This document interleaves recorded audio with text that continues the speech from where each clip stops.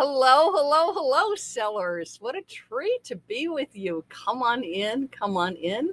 If you don't know me, I'm Kathy Terrill, and I love to be selling on eBay. To start off, as you're coming in and settling in, and thank you so much for those of you that joined me live on my Facebook business page. I love to be selling. And thank you. Again, big shout out for my YouTube peeps. I appreciate you, and be sure to hit subscribe.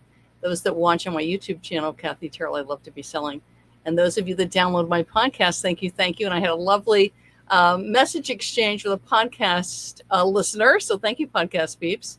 And again, it's called Kathy Terrill, I love to be selling. So thank you, thank you.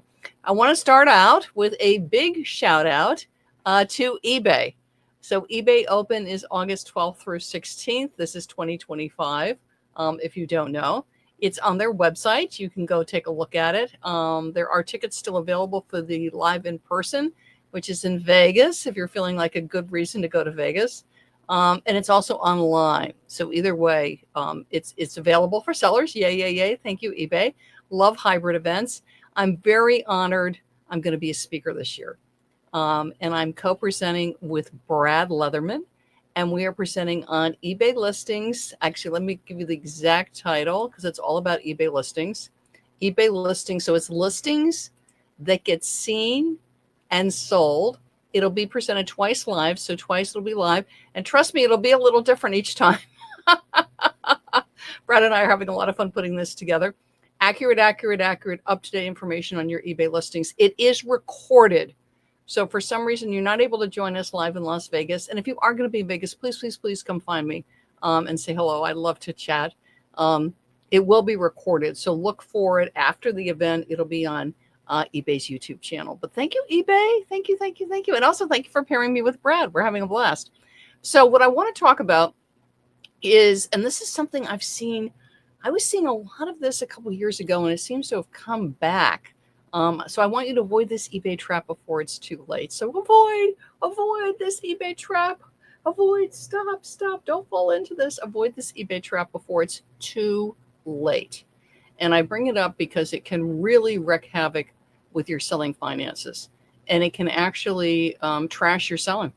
And you don't want that to happen because eBay selling is so much fun and can be very, very, very profitable if you avoid this trap and you want to avoid it. So typically when people start selling, unless for some reason you have a retail store, and I have worked with sellers that are in that situation where they have a retail store, and actually several sellers all across the United States, and they're closing their retail store for whatever reason, and they're moving all of their inventory online. So they have inventory and they have access to manufacturers and merchandisers. Okay, so there's those people in that situation. And then what a lot of sellers, when they're first starting to sell, is they're selling personal possessions. And I do recommend that because that way you dip your toe in the water and you find out if eBay selling is for you. Because it's not just a matter of the taking the pictures and creating the listings, which Brad and I will be telling you about in our presentation. It's also it's the customer service. It's the shipping. It being knowledge about eBay fees. So there's a whole process involved in eBay listing and selling that you get savvy about as you're selling. It's nothing to be frightened of or put off by. It's part of selling on any platform, but you want to make sure that eBay's a fit for you before you start to really grow your eBay business, which typically involves investing money in inventory. And this is the big trap I'm going to talk about. There's a lot of folks on social media, and they will take you around thrift stores, and they will take you around stores, and they will take you around rooms in their home, which is piled high with inventory. And they'll be showing you all kinds of inventory saying, oh, grab this and buy this and look out for this brand and this size and this pattern and this style. And that's all great. What can be incredibly frustrating is that you will spot something that is recommended by somebody and you list it and it sits. It doesn't sell. So when you're looking at sourcing hauls is look at the stores they're sourcing from so that you know if you have anything similar in your neighborhood, and really watch the date, the year and the month on the item, because trends can change like in a heartbeat. on eBay and other platforms. So be careful, careful, careful on the date. And also when they're recommending brands and styles and that kind of thing, be very alert to if there's any variation in size. And eBay product research is a huge help for you on that. It's in your seller hub. It's also on your phone. It's on the app very handily. But this is what I recommend. And this is what I did. And I've heard other sellers do this. And I used to hear it recommended a lot when I first started selling.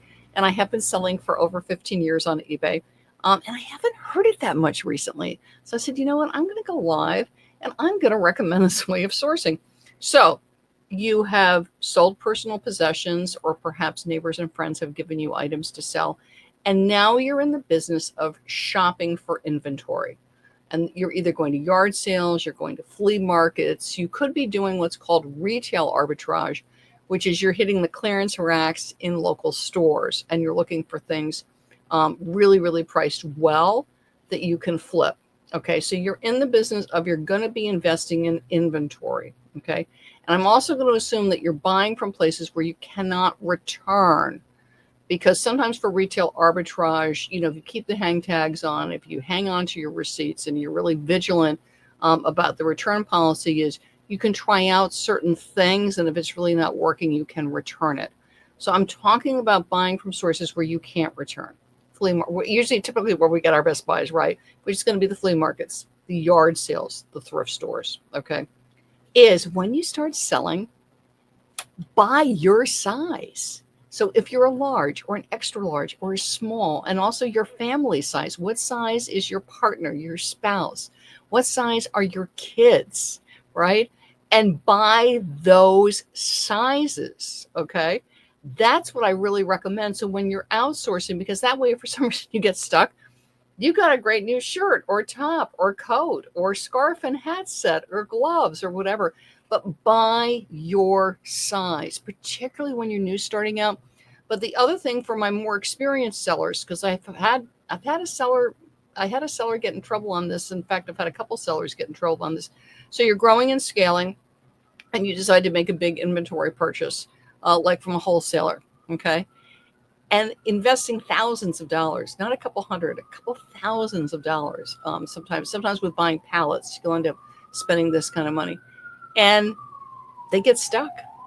They are putting it on credit, and then it comes due, and not enough of it has sold to pay for it. So be careful when you're expanding about what your cash flow is.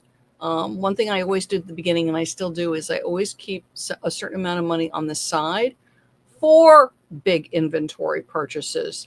For I walk into the store and I hit the mother load of Lululemon leggings or something like that. So I'm going to want to all of a sudden be putting out $300, maybe $400 because it's such a good deal, or $1,000 if it's such a good deal. Is that the money's on the side, so I'm not putting myself in jeopardy. I actually worked with a seller who got in over their head, and they made some big inventory purchases.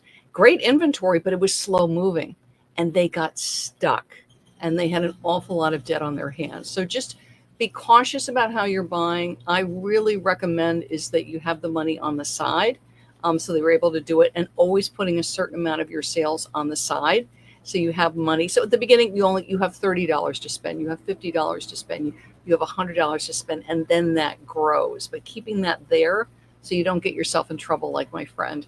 But buy your size. It's fine to buy things that may not be exactly your style, right? It's like, that's not really my size, but it's your size. You could wear it. It could be a shirt or a pair of pants for you or somebody in your family. It could be a good friend, something like that. But I encourage you that way, because that way, if for some reason you're stuck, it has use.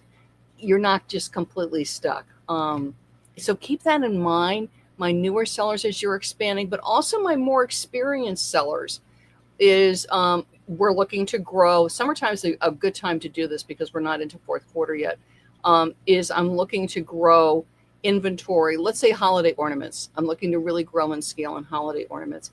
Is picking styles that I would like, or picking styles and colors that are going to be good in my home. Let's say I have a traditional Christmas home, or I have a more contemporary Christmas home, and going that way because then the cash expenditure isn't such a risk. So let me know if you ever heard that. And again, summertime sales, why we have time for expanding our inventory and discussing all of this is, and many new sellers starting to sell on eBay, welcome our new sellers, is it can get slow, but there's no reason for it to get slow because there are things that sell on eBay all summer long. It's a matter of sourcing them. And also because we are at the end of July, back to school has started, right? Now, where you are, it may not have started. Like here in New York, I'm in New York City. We don't start back to school till after Labor Day. The colleges are around mid-August, late August, depending on what year they are. But our regular school does not go back into session until after Labor Day. So as a New York seller or maybe a Northeast seller, you may not even be thinking back to school, but yes, it has started. So that's a trend that you can follow. But there's other summer trends that sell and can be bringing you shoppers and income for your eBay selling, whether you have a store or not. And I have a great free guide for you. So you're going to want to hop over to my website. I love to be selling.